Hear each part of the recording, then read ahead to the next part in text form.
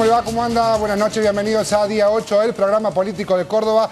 En unas semanas moviditas con lo que tiene que ver con estas pasos, estas elecciones internas que se vienen, con muchísimo movimiento entre las listas, mucho dime y direte entre las internas, tanto del radicalismo como del justicialismo. También mucho movimiento en las otras listas que se presentan también en las pasos. Nicolás Gerchunov, ¿cómo le va? ¿Cómo anda? Buenas noches. Marcelo Benoni, buenas noches. Efectivamente, nos fuimos hace, ¿cuánto? 15 días, porque no estuvimos el martes pasado por el feriado del 9 de julio.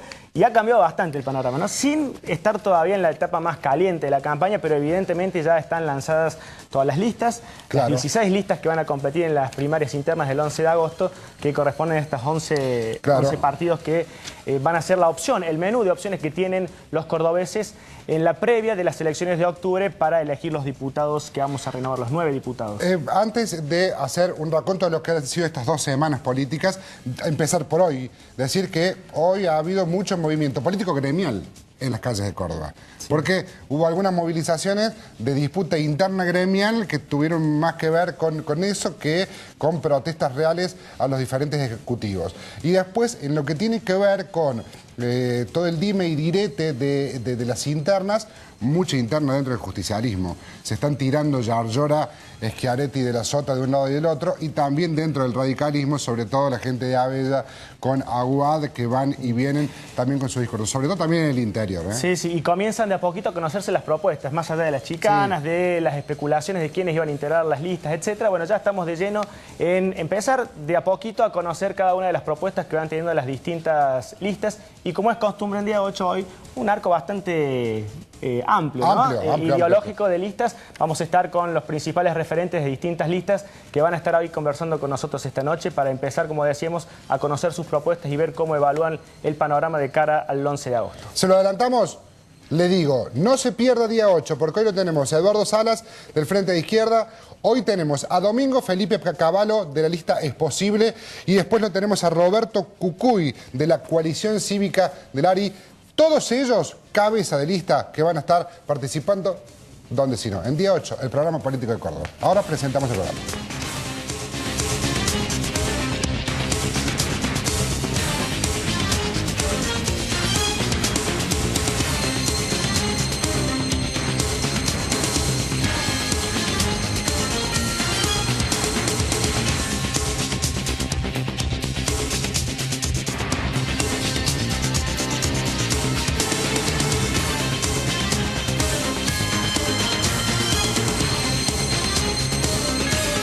Bloque de día 8 para comenzar nuestro programa del día de hoy con el candidato de la lista Es Posible, ex ministro de Economía de la Nación, Domingo Felipe Cavallo. ¿Cómo le va? ¿Cómo anda? Muy bien. Bueno, puede parecer reiterativo lo que le voy a preguntar, pero a ver, ¿qué lo motiva? Digo, ¿le queda a un hombre como usted ganas de seguir haciendo política? ¿Qué es lo que lo motiva a presentarse hoy y a decir quiero ser diputado nacional? El hecho de que toda mi vida, desde que era estudiante, yo diría que desde que estaba en el colegio secundario, siempre tuve vocación por trabajar por buenas políticas públicas, por el bien común, más que trabajar en empresas privadas o en otro tipo de actividades, ¿no? Yo fui dirigente estudiantil, ganábamos todas las elecciones, incluso yo soy el que lo identifiqué a Schiaretti como mi sucesor en Ateneo Universitario en Ciencias Económicas en aquella época, en la década de los 60, cuando había cogobierno estudiantil, antes de que Onganía interviniera en las universidades. Después estudié primero la carrera de contador, pero nunca ejercí como contador. Enseguida estudié economía porque me interesaba justamente contribuir a resolver los problemas económicos y sociales del país. Trabajé siempre en temas de políticas públicas. Cuando fui a estudiar a los Estados Unidos también profundicé mis conocimientos de economía. Vine a Córdoba y con ayuda del empresariado cordobés creé un instituto de investigaciones económicas que formó un equipo de gente dedicados todos a estudiar no problemas de las empresas o del sector privado, sino de cómo debe manejarse un país para resolver los problemas de su gente. Después de la Sota me invitó a ser candidato a diputado nacional. Fui elegido diputado nacional independiente, pero en las listas del justicialismo, aquí por Córdoba. Jugué un rol importante en esos 2 años de transición entre el gobierno de Alfonsín y el gobierno de Menem. Después Menem me invitó a que yo fuera su primer canciller y luego ministro de Economía. Luego tuvimos grandes diferencias con Menem, sobre todo en temas de corrupción y mafias. Y yo dejé el gobierno, creé mi propio partido, volví a ser elegido diputado nacional. Tengo toda una trayectoria. Después, en un momento muy crítico, cuando ya había una crisis que venía de 2 o 3 años atrás por desmanejos de las provincias y también algunos desmanejos nacionales y circunstancias internacionales muy adversas, De la Rúa me convocó. Todos los gobernadores peronistas de esa época querían que yo lo ayudara, De la Rúa, a salir de la crisis. Entré en la crisis y bueno, no la pude resolver porque se produjo un golpe institucional que fue una debacle para la Argentina, y a partir de ahí me demonizaron, decidieron que yo era el chivo expiatorio, que estaba ahí bien posicionado. Y por eso no pude prácticamente hablar ni participar activamente, salvo a través de un blog, y además me tuve que ir a trabajar al exterior. Pero yo tengo una gran vocación de luchar por mis ideas y de tratar de ayudar a resolver los problemas. Y creo que la Cámara de Diputados es un buen lugar para hacerlo. Y creo que el apoyo de los cordobeses, si me votan, me va a ayudar mucho a ayudar a resolver muchos problemas muy graves que hay en este momento en el país y que afectan particularmente a los ciudadanos de Córdoba. Doctor, a ver, me da la sensación, y también un poco va en línea, porque el currículum de usted me parece que es conocido en general por la gente. Mucha gente está toda su vida política intentando llegar a la función pública, a cargos expectables. Usted lo ha logrado, no tal vez a través del voto, en algunos casos más allá de estas elecciones que usted ganó, pero sí está en un lugar central de la política argentina durante un par de décadas. ¿No le da la sensación, o le pregunto, que ha pasado el tiempo, como que cada político tiene un tiempo, un momento específico? Digo, sobre todo a la luz de los resultados de muchas de las políticas que usted acompañó, que usted implementó en el país y que después, bueno... Bueno, los resultados fueron muy buenos. Imagínense, yo soy el único político y economista que logró 10 años de estabilidad en un país donde existieron antes 45 años de inflación, terminó en hiperinflación y ahora hace 10 años que de nuevo tenemos este flagelo que es la inflación, que claro, la gente en el año 2002, cuando le pregaron un zarpazo alevoso... Doctor, usted debe tener cabal percepción de que lo que terminó ocurriendo en 2001, después de la convertibilidad, fue una tragedia para muchísimos argentinos. Pero fue por la salida de la convertibilidad, fue porque precisamente nos sacaron... ¿Pero usted participó de las políticas activas que llevaron a una situación... No, en absoluto.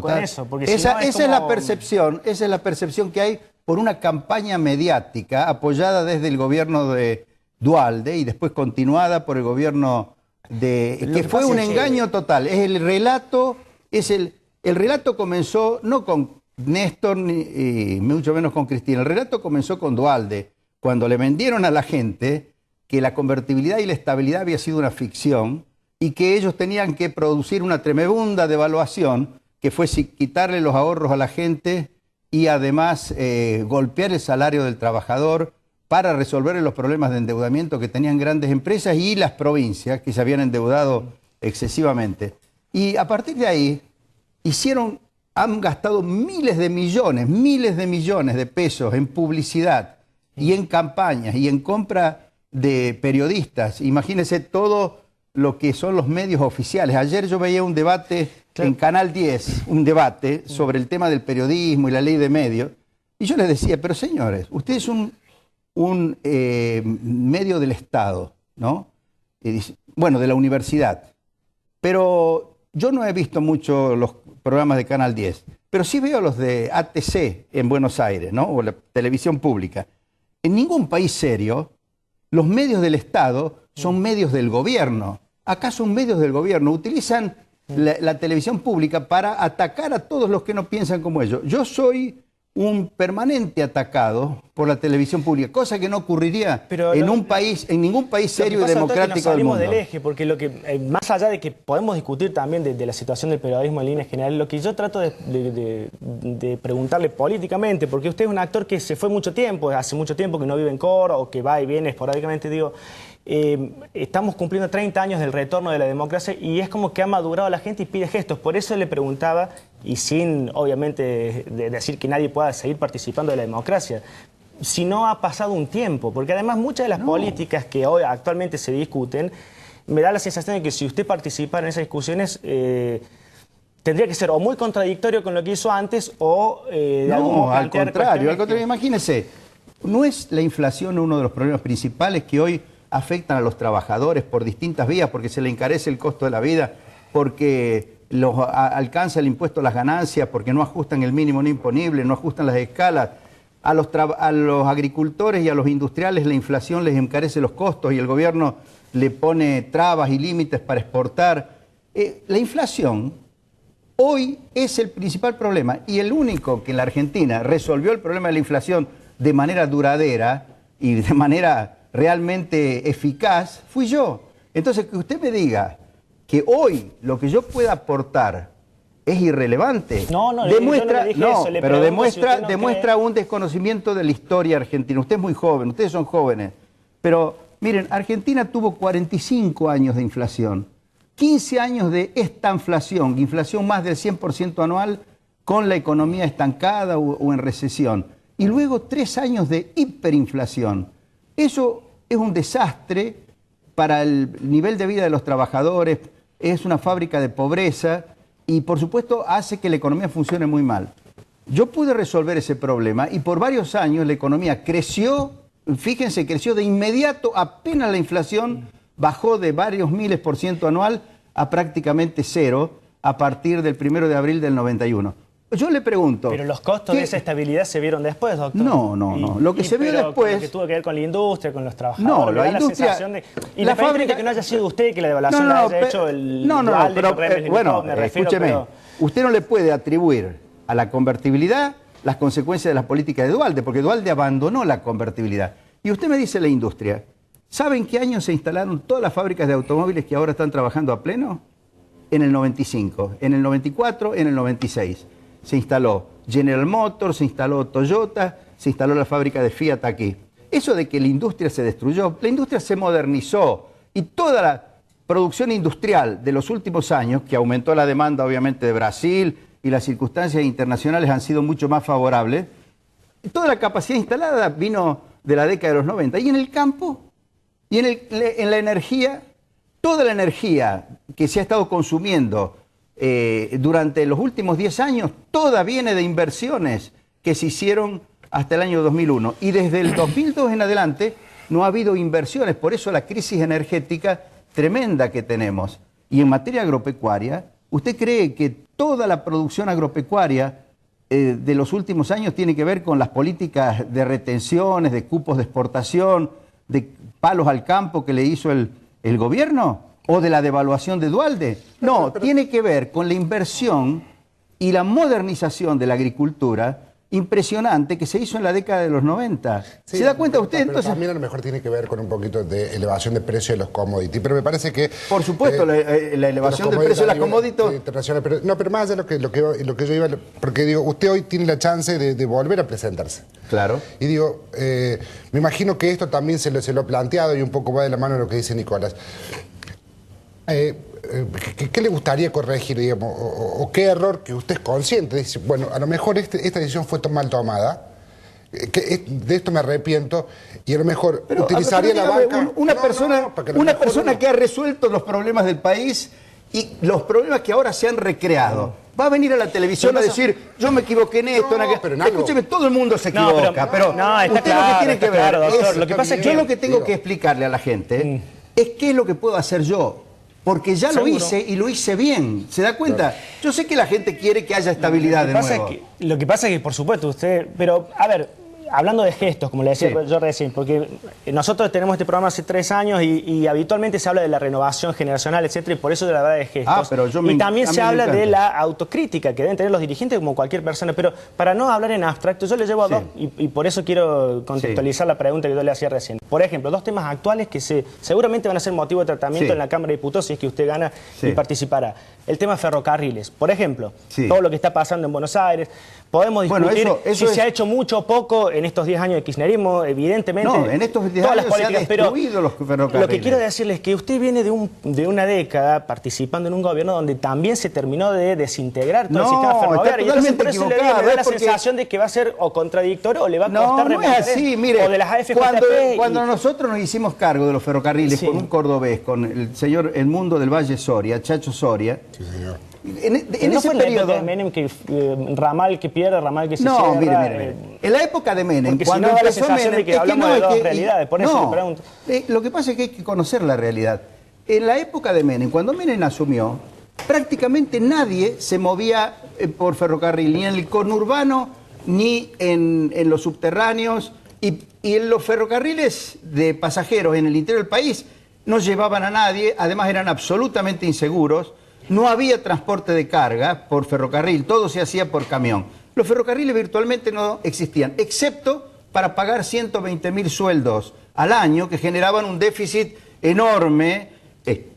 ¿Qué se hizo? Se reestructuraron los ferrocarriles.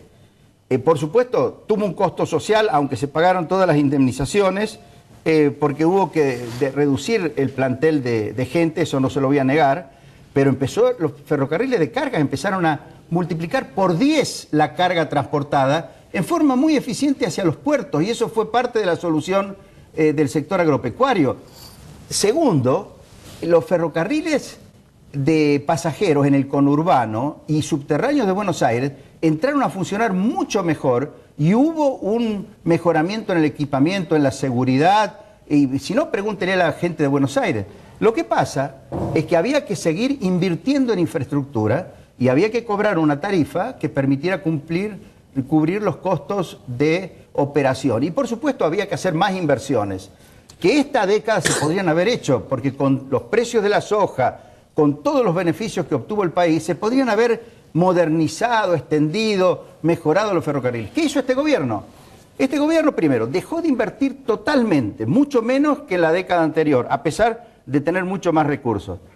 Además, congeló las tarifas. ¿Para qué? Para crear la fábrica de los subsidios. ¿Usted cree que la fábrica de los subsidios la hicieron para beneficiar a los trabajadores? No, la hicieron porque cuando usted reparte subsidios, se queda con un porcentaje que es pura corrupción. ¿Qué es lo que pasó justamente y que por lo que ahora lo acusan a Jaime? Se discute si el subsidio se aplica bien o mal, pero evidentemente se subsidia el transporte en todos lados. No, en todos lados no. Bueno, en Córdoba no. Fíjese, ahí vamos a un tema que tiene que ver con Córdoba. Los subsidios a Córdoba no la benefician para nada. ¿Dónde está el transporte público de Córdoba? Solamente acá en la ciudad y a lo mejor algo en Río Cuarto. Y además cuesta 2 veces o 3 veces el boleto aquí que en el conurbano. ¿Quién tiene gas natural? Acá la mayor parte de la gente tiene que comprar gas en garrafa, que entre paréntesis ha estado aumentando una barbaridad. ¿Quién tiene electricidad subsidiada aquí en Córdoba? Todos los subsidios benefician al conurbano y a la capital federal. ¿Y quiénes pagan eso? Los cordobeses y mucha gente del interior del país. A través de las retenciones que le quitan ingresos a los agricultores.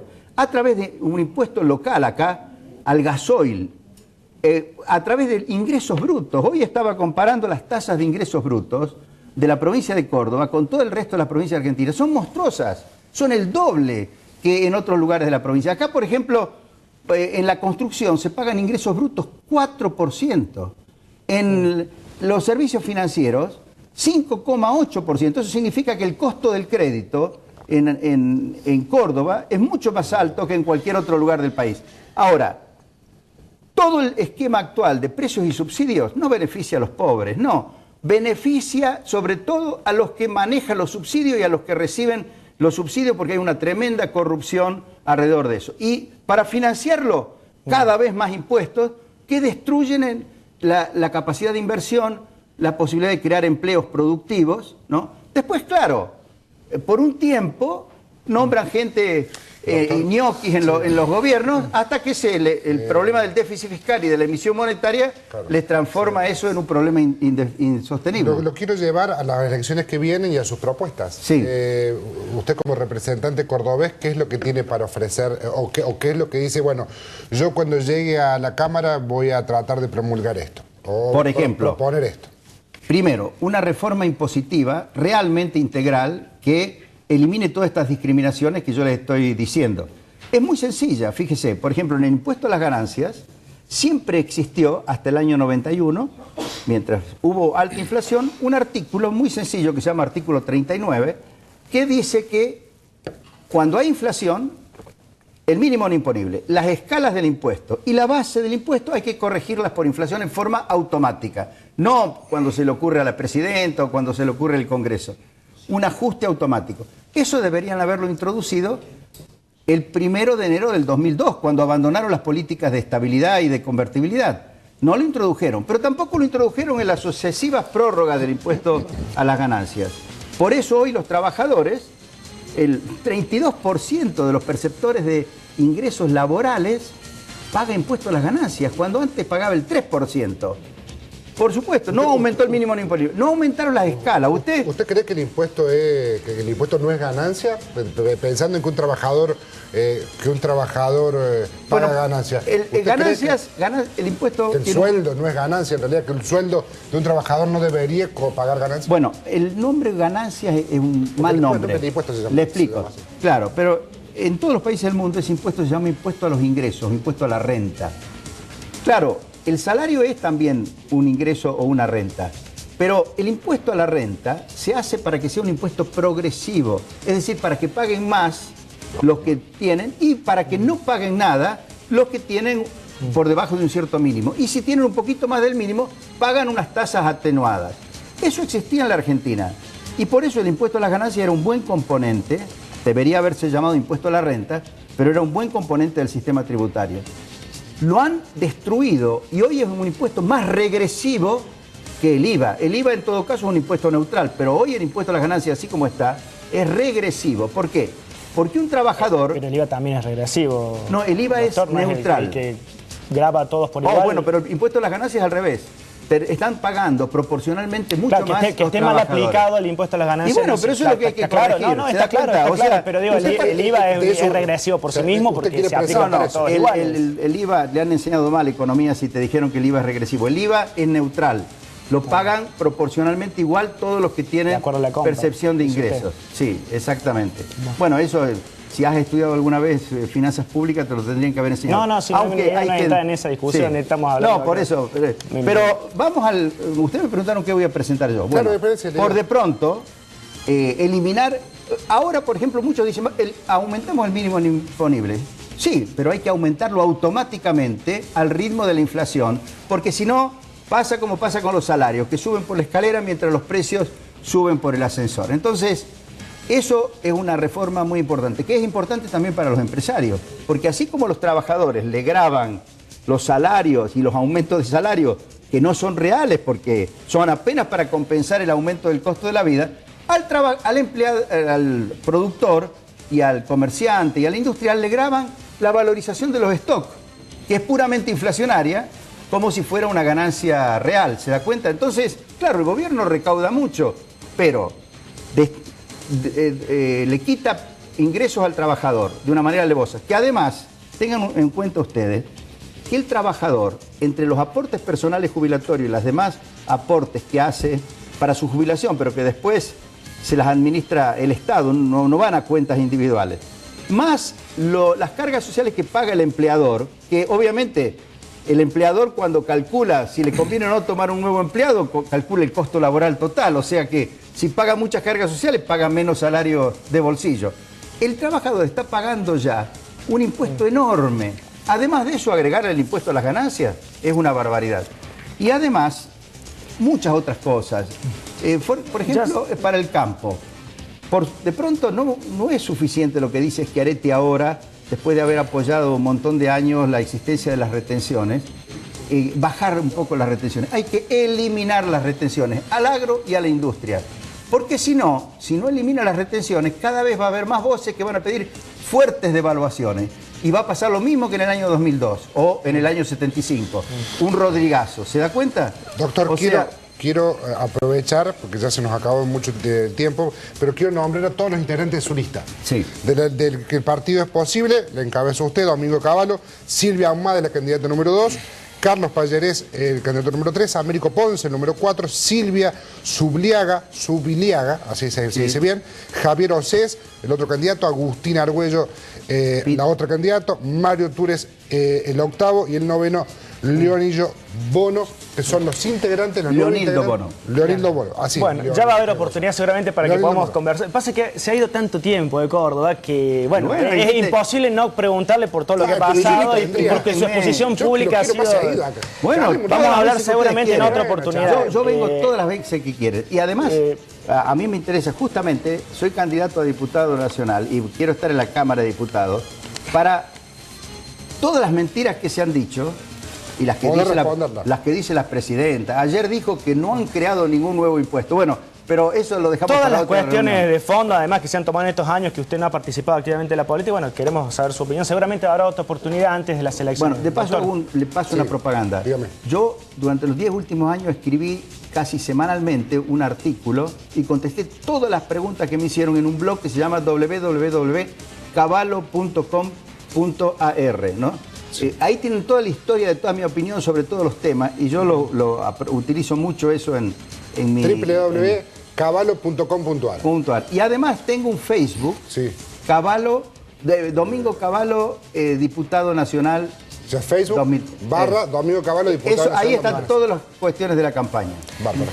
Muchas gracias por haber venido. Gracias a ustedes. Buenas noches. Gracias. Nos vamos a un corte y cuando regresemos seguimos conversando con otro de los candidatos. ¿Te parece? Exactamente.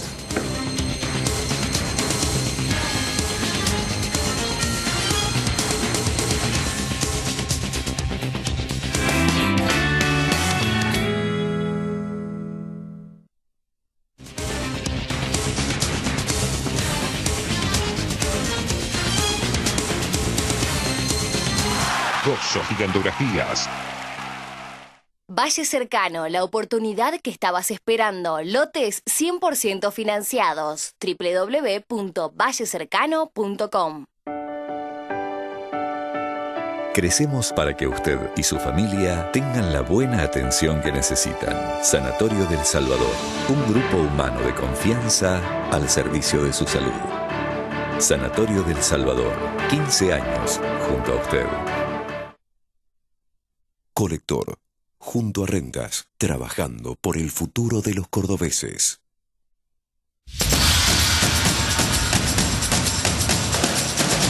Te invitamos a que nos sigas acompañando los días miércoles de 22 a 23 horas.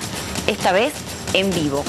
Giro a la Izquierda, el primer y único programa de la izquierda en la televisión, donde los protagonistas son los trabajadores, la juventud y la izquierda.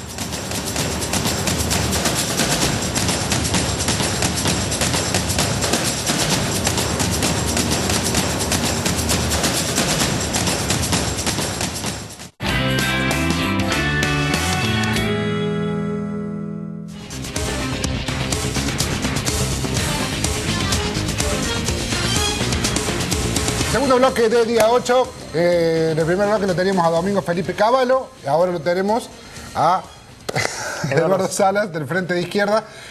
De una punta a la otra. De una punta acá y ahora lo tenemos a Salas de la otra punta. Cavallo a nuestra derecha, Salas. Claro, Cavallo a nuestra derecha, Salas a la izquierda. ¿Cómo le va, Muy Salas? bien. ¿Todo bien? Todo bien. Está todo pensado acá, no me va a decir que no. No, está perfecto, sí, está bien. De todas maneras, una cosa, y nos sacamos a Cavallo encima rapidito, porque Cavallo en realidad ya es un hombre... Es decir, la gente habla por sus acciones. Él tiene el trabajo de convencer que lo que hizo es bueno, es su trabajo. A mí lo que me llama la atención más de todo lo que más me llama la atención, es que todos estuvieron con Cavallo. Todos. Y ahora le pegan como Pilar. Claro, ahora le pegan todos. Yo lo que le quería, una de las preguntas que le quería decir, que de paso lo vamos a charlar, y me digo, esto de Cavallo fue ministro de Economía de Menem, cuando Menem para todos era el más justicialista y el más peronista, más que Perón, y fue el ministro de Economía de la Rúa, cuando el de la Rúa era el más radical de todos. Pero aparte no solamente eso. Llamados por Perdón, ambos, y trabajó ¿no? también en la última dictadura Escúchame, militar. juez era... No fue ministro, pero... Juez era el de la juventud cabalista cuando Schiaretti era el candidato a Cavallo en Córdoba. Pero hubiese estado lindo charlar. El kirchnerismo estuvo con Cavallo. estuvieron todos con Caballo. Los radicales estuvieron con Caballo, todos estuvieron con Caballo, ahora se lo quieren sacar de encima. Pero todos estuvieron con él. Si él seguía hablando y decía con quién tenía la lista acá. Los únicos que no entramos al frente izquierdo. Pero me vas a aceptar, Flaco, que es interesante volverlo a escuchar. Digo, para lo mejor que explique en cuestión de gusto no hay nada. Es interesante. Bueno, Salas, ¿y ustedes cómo están trabajando? ¿Cómo están viendo? Para el caso, bueno, el caso de Caballo también, para aquellos partidos que tienen que sortear las primarias, bueno, es un trabajo intenso el que hay que hacer, ¿no? De aquí a agosto. Mira, nosotros tenemos un objetivo muy preciso en las primarias, muy preciso, que es, nosotros hicimos una votación muy buena la elección pasada, tuvimos el 4% para diputado y lo tuvimos las dos veces, una vez 3,5 y después la otra vez el 4%, y tuvimos registros realmente buenos y venimos teniendo registros buenos en elecciones provinciales y todo lo demás. Para nosotros el objetivo que nos hemos propuesto es no solamente, es decir, lo que la otra vez fue nuestro techo, que sea nuestro piso, porque queremos entrar al Congreso Nacional. Y nosotros pensamos y creo que la población lo va apreciando, que si se quiere que haya algún cambio acá tiene que ser la izquierda. Porque vos te das cuenta que si no, entra algún cabalista, si tomamos esto que dije antes. Es decir, todos han no solamente gobernado, sino que vienen de fracaso en fracaso. Y en ese sentido, si uno dice, acá hay que producir un cambio, ¿cuál sería el cambio? Si la izquierda entra al Congreso, uno dice, algo cambió, algo pasó. Entonces nosotros queremos llamar la atención a la población, al electorado, de que hay una oportunidad de meter a la izquierda en el Congreso. Y que meter a la izquierda en el Congreso implicaría de alguna manera un cambio, porque sería escuchar los reclamos de los trabajadores, del pueblo, en un recinto donde generalmente no están. Y te lo digo desde el siguiente punto de vista, 2 segundos para valorar esto. Esta izquierda no es una izquierda que se disfraza, esta es una izquierda con personalidad. La izquierda nuestra es una izquierda independiente, una izquierda que se ha hecho fuerte y que se ha mantenido sobre la base de la defensa del salario, de la defensa de la jubilación, contra el saqueo a la nación. Es decir, que se ha hecho fuerte sobre la defensa de las reivindicaciones populares. Nadie puede decir que nosotros tomamos una reivindicación ahora para entrar al Congreso. Nos hemos hecho fuertes cuando muchos sectores que decían de izquierda se disfrazaron de otra cosa. Entonces, si una izquierda independiente, con personalidad de estas características, entra al Congreso Nacional, está poniendo de manifiesto un giro político en la Argentina, un cambio en la estructura política, que lógicamente empezará a expresarse, que creo que vale la pena apostar. Claro. ¿Qué sienten, Salas, cuando me da la sensación a mí, escuchando y ahora con más asiduidad los discursos, desde algunos sectores del oficialismo, del kirchnerismo, plantean esta dualidad entre el kirchnerismo, el peronismo y siente como la derecha, en un intento, claro, me parece a mí, de polarizar las cuestiones, y el kirchnerismo como la izquierda, borrando de un mapa, de un plumazo, digamos, del mapa a los partidos propiamente de izquierda? ¿Les da esa sensación? ¿No le parece que sea así? Creo que eso se ha deshilachado. ¿Representa mucho de, al menos de manera discursiva, no, de eso creo lo que que la izquierda viene planteando? Eso se ha deshilachado. ¿Quién puede poner a Milani al frente del ejército, un hombre de inteligencia, y luego decir que se horroriza por que Estados Unidos te espíe, y pone a un espía que aparte te está implicado en la represión y todo lo demás, con cuentas pendientes muy serias, te lo pone a la cabeza del ejército? Ya el discurso de izquierda no se lo cree nadie. Eso es para decirte alguna cosa, la más reciente, pero te voy a decir la de estos días. Se hizo lo que el Partido Obrero sostuvo cuando fue la famosa estatización de YPF, dijimos que era una reprivatización. Se acaba de firmar el acuerdo con Chevron, que es la política menemista de Caballo en el área petrolera. Caballo se debiera sentirse orgulloso porque su política ha sido revalidada por el kirchnerismo en un acto en el cual le entrega no solamente áreas de explotación muy importantes, sino que les deja que se lleven utilidades, y se está negociando una profunda devaluación. Caballo también propone la devaluación, quiero decirlo de paso, porque la propone de otra forma, ¿no es cierto? La hace de una forma, te valorizo lo que traes de otra forma, es decir, eliminando impuestos. ¿Sobre quién cargan los impuestos? Sobre el IVA, que después dice que no es neutro, que es neutro las pelotas, porque vos vas a pagar y tenés que poner el 21% y lo pagás. Entonces, pero todos van a la devaluación, todos van. El acuerdo con Chevron es la confesión acabada del kirchnerismo de que es una fuerza menemista, que mantiene la política esencial del menemismo, la que defendió la década del 90. Eso es clarísimo. Entonces, ese discurso de izquierda está muy deshilachado, muy deshilachado. Sí, pero por un lado hacen esto que usted dice, pero por el otro reivindican muchas de las banderas históricas de la izquierda. No me lo puede negar usted, digamos, ellos han hecho... Sí, pero a ver, vamos, mira, la izquierda propone la nacionalización del petróleo, ellos la reprivatizaron diciendo que la estatizaban. El resultado está a la vista. Ellos dicen la política de derechos humanos y tenés a un espía implicado en la represión dirigiendo el ejército y juicios que no terminan nunca, se mueren todos antes de que termine el juicio. Por eso te digo que de alguna manera se deshilacha. Yo creo que nosotros estamos asistiendo a un régimen que se está acabando, que se está agotando. O sea, usted es de lo que está convencido de que el kirchnerismo está empezando a dar sus últimos pasos. Sí, el problema es que tienen que discutir el relevo. Lo que no está resuelto es el relevo, y la falta de ese relevo es lo que ha propiciado toda esta interna de la oposición, donde vos ves cosas que son realmente llamativas. Bueno, esto de que el juez dice todo lo que dice, y estuvo con Cavallo para darte una idea, pero el centro izquierdo donde más se nota. En la capital federal van Solanas, está en el mismo partido, Solana que habla contra la deuda externa, está en el mismo partido del tipo que es el padre de la deuda externa, que es Prat Gay. Vos te das cuenta que todos se están preparando de alguna manera el problema de presentar un país capaz de volver a endeudarse, cosa que les va a resultar difícil, por otro lado, porque la guita se va de los países emergentes, pero te quiero decir, capaz de endeudarse, capaz de evaluar, capaz de hacer esto. Es decir, pero todavía no se ha resuelto quién es el relevo del kirchnerismo, quién lo sucede. Por eso es una oportunidad, perdóname, para meter la cuña. Y que la alternativa a esta crisis del agotamiento de unos y la dispersión del otro sea una salida popular. Y la salida popular es la izquierda. Es decir, nosotros aspiramos fuertemente a ser un factor de poder en la situación, no simplemente quienes ponen el lomo defendiendo causas. Esa lo vamos a poner toda la vida, pero queremos ser una alternativa. Siguiendo este razonamiento que usted hace y teniendo en cuenta el crecimiento, si se quiere, que ha habido en estos últimos años en el país, independientemente de que después discutamos cómo se gasta la plata o lo que hablábamos recién con Cavallo de cómo se manejan los subsidios, lo que fuere, me da la sensación de que con los niveles de ocupación y con el nivel adquisitivo que han adquirido los trabajadores, ¿cree usted que eso es una ventaja para usted? En el caso puntual suyo, que viene del Partido Obrero dentro del FIT, es ahí donde es un momento a lo mejor histórico donde pueden tener un poco más de...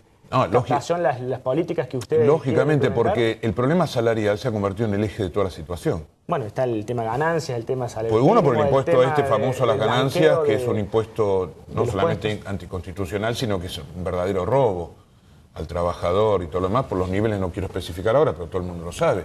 Luego el problema de que no se actualizan los salarios de acuerdo a la inflación y de acuerdo al aumento de precios. Segundo, de que hay una brutal carga impositiva sobre la población trabajadora. Brutal. Impuesto a la vivienda única, IVA, ingresos brutos, obras sociales, jubilación. Metele lo que quieras. Después hay un deterioro muy fuerte en la situación laboral. Muy fuerte. Con cuestiones que realmente ya indican una degradación. Por ejemplo, yo la otra vez recorrí el Hospital del Sur. Lo pongo este ejemplo de la municipalidad, pero vale para todo. Entonces me mostraba un mamógrafo última generación. Ultimísima. No hay, creo que ni un hospital privado que tenga ese mamógrafo. No funciona. ¿Por qué no funciona? Porque habían puesto un monotributista y después no le pagaron y no pusieron otro. El mejor hospital que puede tener la provincia, inclusive en equipamiento, todo lo demás, en una zona que necesita salud a los gritos, y se dan el lujo de no nombrar personal, lo precarizan. Bueno, esto se repite en la administración pública, se repite en los trabajos privados. El deterioro de las condiciones laborales, con índices de trabajo negro del 43% de la provincia y todo lo demás, es tan fuerte que el problema salarial del trabajo se ha convertido en un eje. Entonces nosotros lo colocamos muy fuertemente, porque nosotros queremos lo que manda la Constitución Nacional. A la Constitución Nacional la respetan en lo que les conviene. Pero hay un artículo que lo pusieron ellos que dice que el salario tiene que ser el valor de la canasta familiar. Es así. Y tiene que aplicar. Eduardo, voy a nombrar a los 9 integrantes de la lista del Frente de Izquierda de los Trabajadores, Liliana Olivero, Hernán Pudú, Eduardo Salas. ¿Cómo es porque si bien Liliana Olivero va como número 1, pero se van intercambiando. Claro, la cuestión es así. Si entra un solo diputado... Si en el caso que entre un solo diputado, no entra. Uno que entre, pero más si entramos 2 o 3. Claro. Si entra uno, el tiempo, el mandato se reparte entre los 3 primero. Porque hay un miembro de cada partido. Entonces, en realidad, el que va a ser... Es un acuerdo interno del Frente, digamos. En caso de acceder a una sola banca, se divide en partes iguales de tiempo. Sí, 2 años, 1 año, bueno, pero más se reparte. En el caso ese, yo sería el que cerraría el ciclo legislativo del Frente de Izquierda. Es lo que sucede acá en Córdoba. Ahora, el 10 de diciembre, Liliana renuncia con la banca provincial. y asume Cintia Frencia. Es decir, y ya lo hicimos, se hizo en Neuquén, o sea, que es un criterio que lo sostenemos. Liliana Olivero, decíamos, encabeza la lista, Hernán Pudú, Eduardo Salas, Patricia Parola, Leticia Celi, Jorge Navarro, Ezequiel Perecini, Erika Guazzaroni y Cintia Frencia, los 9 integrantes de la lista del Frente de Izquierda y de los trabajadores que se va a presentar en estas pasos. Eduardo, muchísimas gracias por venir, como siempre. Como le decimos a todos los invitados, es una primera aproximación, queda mucho hasta octubre y hasta tenemos agosto, hasta así octubre, que seguramente va a volver a venir y vamos a seguir hablando. Y después como diputado. Y después como diputado, si finalmente. No, pero así. espero que no te pase como los doctores diputados que vienen acá, hacen campaña, porque cuando son diputados no vienen más. Vos sabés que en mi caso no sería ¿No? así. Vos sabés que no sería así. El compromiso, el primer compromiso de campaña El hecho. primer compromiso de campaña del Flaco. Bueno, nos vamos a una pausa y cuando regresemos en el próximo bloque, Roberto Cucuy, otro de los candidatos aquí con nosotros para conversar.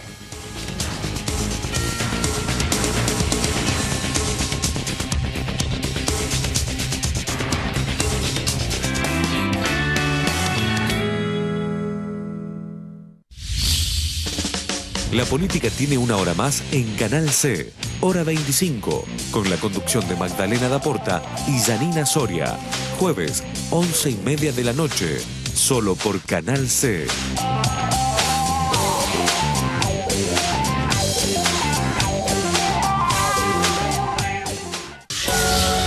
El presente y el futuro de tu vida. Conocelo en Graciela a la medianoche. Tarot, horóscopo, consejos. La licenciada Graciela Misclich tiene todas las respuestas. Graciela a la medianoche, sábados a las 12 de la noche, por Canal C.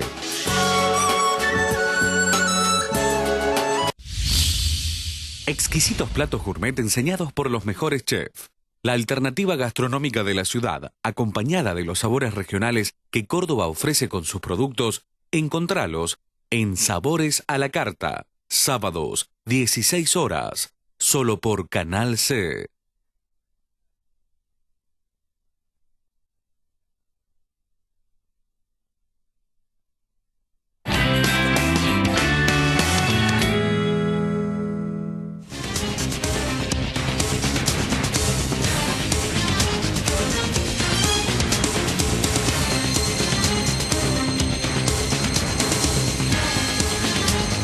Este bloque de día 8 para hablar con el representante de la coalición Cívica ARI, el que encabeza la lista, Roberto Cucuy. ¿Cómo le va? ¿Cómo anda? Muchísimas gracias por venir. Antes de que empecemos a hablar, quiero nombrar los integrantes de su lista. ¿Sí? Por favor, que es de lujo.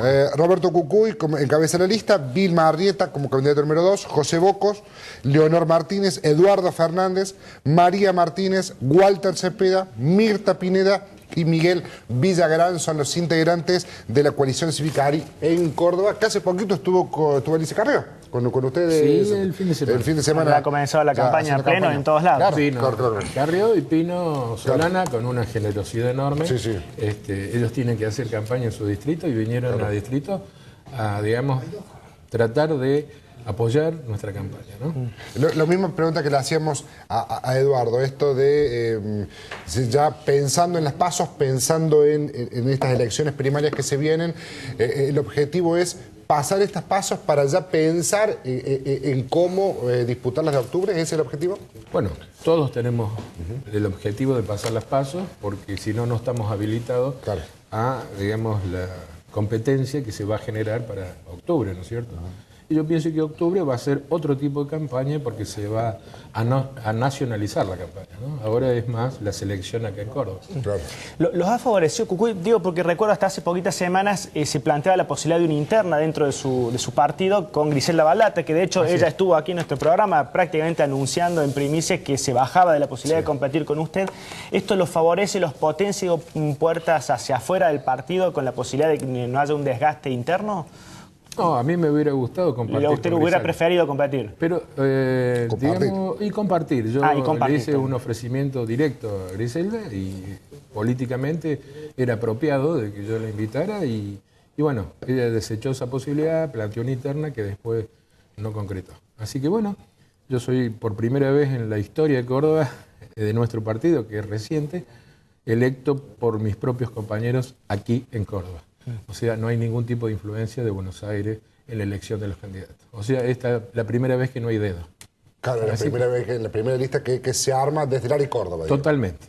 Y con la pretensión de que Lari Córdoba ocupe un lugar en el escenario político de Córdoba, ¿no es cierto? Y que aparezca por su propia identidad. Por supuesto, estamos ligados a Carrió, ella es nuestra líder, ahora enriquecido con la presencia de Pino, pero queremos que ese espacio sea el reflejo de Buenos Aires, pero que no sea lo de Buenos Aires. O sea, que acá tengamos nuestra propia identidad. Claro. Y digo, le hago una pregunta que uno le escucha además conversando habitualmente con la gente, con un familiar, en un encuentro social, lo que fuere. Porque más allá de que usted dice que hay independencia, por supuesto, de Lari Córdoba de Buenos Aires, cuando uno ve a Carrió y a Pino Solanas es como que cuesta en algunos temas fundamentalmente compatibilizar esas dos visiones, al menos de sus historias políticas. Lari Córdoba está más cerca de Carrió, está más cerca de Pino. ¿Con qué se encuentra? ¿Qué va a votar el cordobés que elija la lista suya? Bueno, esta es una situación que se ha dado en Capital y yo la veo con muy buenos ojos porque es una respuesta directa a un importante reclamo de sectores que comenzaron a hacer con su presencia en las calles un nuevo actor político. Es un sector importante de la población que al fin y al cabo ha pedido que se junten, que se unan todos aquellos que consideren que debe terminar, digamos, este proyecto nacional y ser reemplazado por otro. Por supuesto que no en el marco de un amontonamiento. Acá hubo una generosidad extrema de ambos dirigentes porque a pesar de venir de distintos orígenes partidarios, han priorizado temas centrales para nosotros que son, primero que nada, el respeto irrestricto a nuestra Constitución, o sea que desde ya le estamos diciendo quien vote por nosotros nos vamos a oponer a la reforma de la Constitución. Y por supuesto, el segundo plano, que es el respeto del sistema republicano de gobierno, que tiene tres patas, ¿no? Que es la alternancia en el poder, la independencia de los poderes y el control de la gestión. Sin esos tres niveles de cumplimiento, digamos, de la ley, primero la ley mayor, que es la Constitución, y el respeto al sistema republicano de gobierno, cualquier programa o proyecto puede naufragar. O sea, nosotros consideramos que nuestro principal problema como país es que no tenemos dirección. O sea, grandes barcos circulando por el océano, pero sin rumbo. Estamos tratando de que definitivamente se tome un rumbo.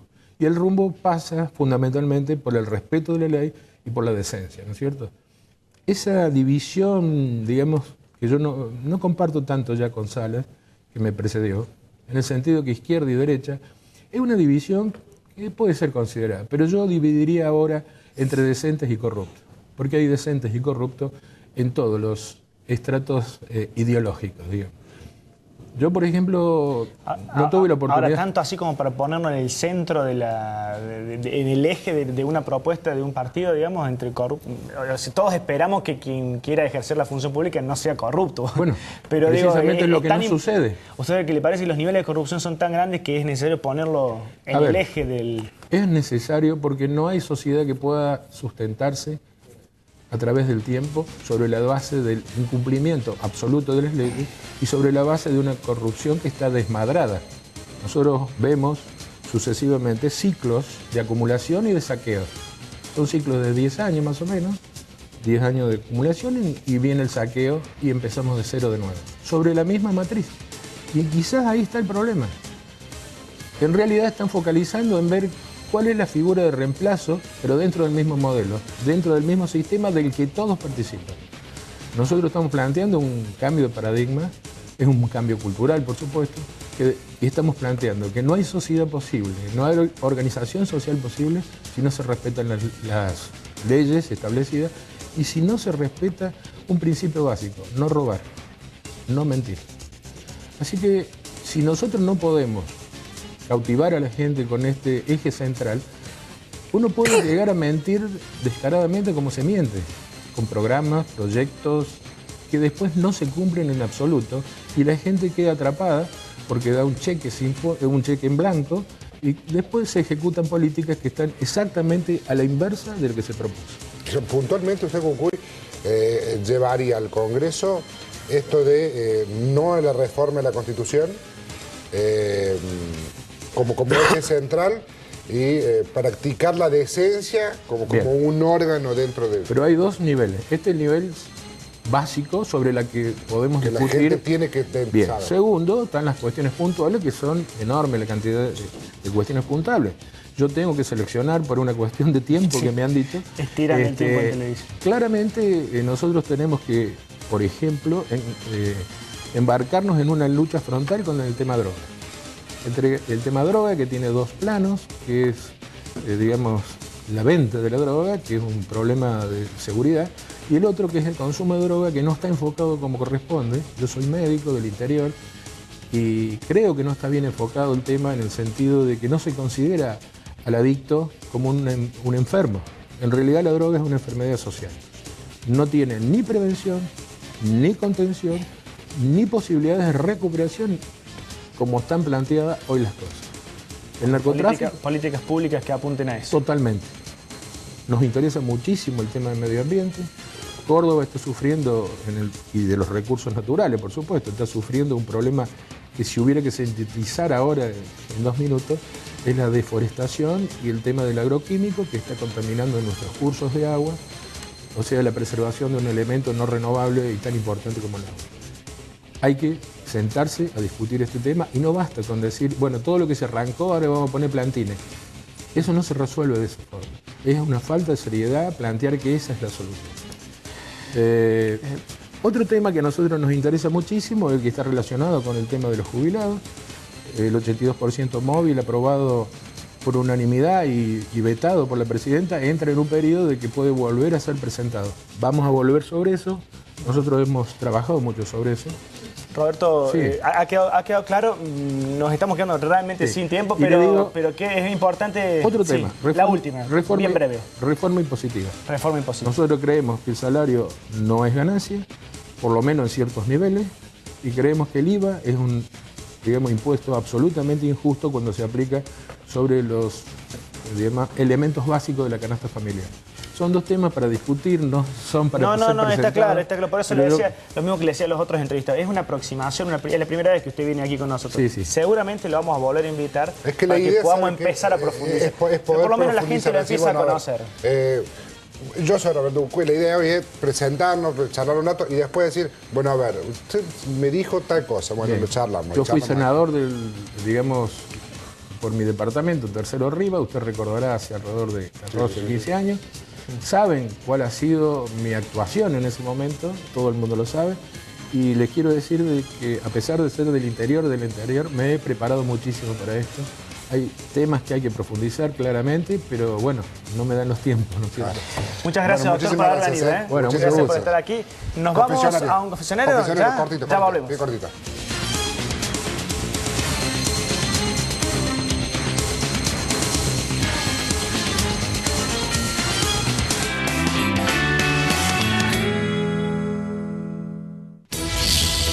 Una visión rigurosa, con entrevistas a profesionales de la política, la economía y las empresas. Periodismo sin censura.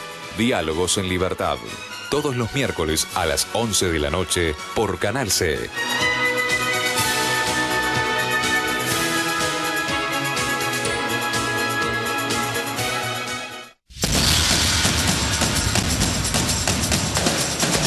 Te invitamos a que nos sigas acompañando los días miércoles de 22 a 23 horas. Esta vez en vivo. Giro a la izquierda, el primer y único programa de la izquierda en la televisión, donde los protagonistas son los trabajadores, la juventud y la izquierda.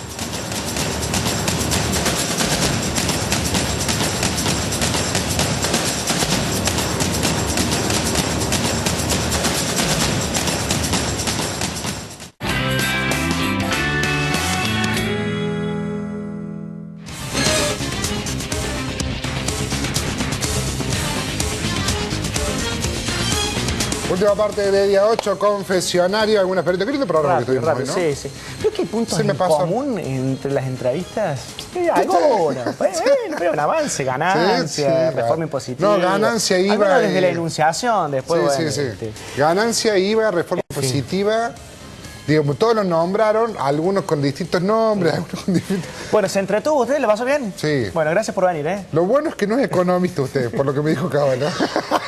No, yo quiero hacer un descargo público porque si no, no sé si ha prescripto, pero todos los profesores que he tenido desde el secundario para acá me han dicho que el IVA es regresivo. Bueno, vas a echarle la boca. No me cuando el impuesto es de acuerdo a la capacidad loco, contributiva, es progresivo. Cuando no, bueno, en fin, después lo charlamos afuera de... Mire que miro.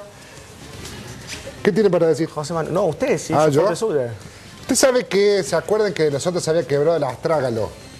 Que es un huesito del pie bueno, él dijo que se lo quebró jugando el tenis.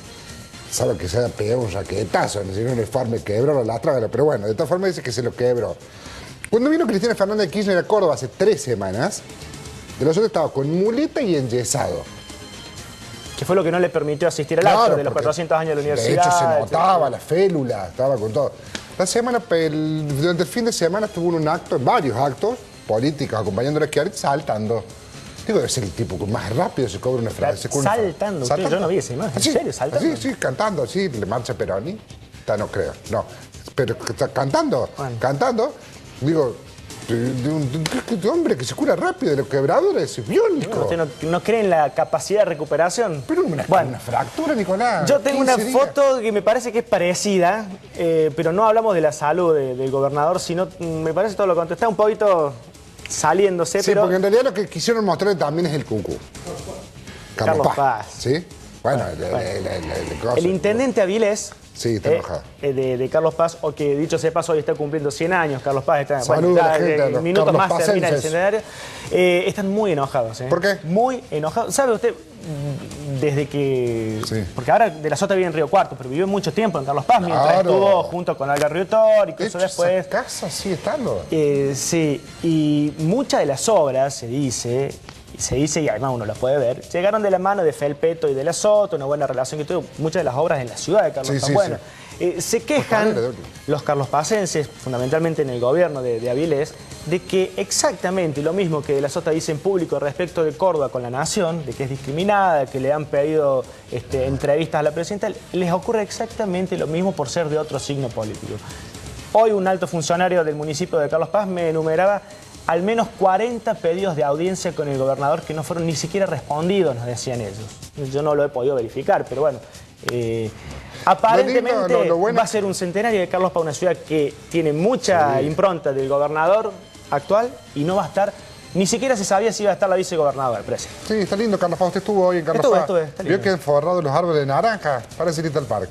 Es una cosa permanente. Bueno, han forrado el lago de verde. Sí. Bueno. ¿Eso es forrado? No sé. Hay un dato hay un nuevo integrante de la lista, pero habían cerrado la lista de la lista de Unión por Córdoba. En la encabeza Juan Schiaretti. No, la encabeza Juan Schiaretti, Blanca Rossi y el CDE Caserio. Bueno, no se llama más Schiaretti, se llama Córdoba. Si ustedes ven, vayan por la calle, van a ver los afiches, los sextuples de Schiaretti que dice, con el gringo Córdoba, abajo, ganas allá. Nadie le puso una coma, muchacho. O sea, si usted no lo conoce, Schiaretti, piensa que ese hombre que está en traslúcido al costado es el gringo Córdoba. Pónganle una coma, muchachos, a ver, los que diseñen esto. Está hilando muy fino. Cuando se usa la tipografía grande, a veces se evitan los signos de puntuación. Pero escúcheme, pero no le cuesta nada. O sea, es todo mayúscula. El gringo Córdoba. Cuando usted me lo dijo, pensé que hablábamos del gringo Córdoba como un nuevo referente para el No, y encima está en verde, han cambiado el color, Bueno, ¿nos vamos? ¿Le parece? Hemos hablado demasiado. Sí, se vemos el día jueves con hora 25 con Magdalena Daporta y Janina Soria en estos estudios. Nosotros el próximo martes. ¿Viene usted? 23. El próximo martes volvemos. No se me lesione, nada de cosas raras. Tengo el astrálogo. Sí. Astrágalo. 10 puntos. Buenas noches. Buenas noches.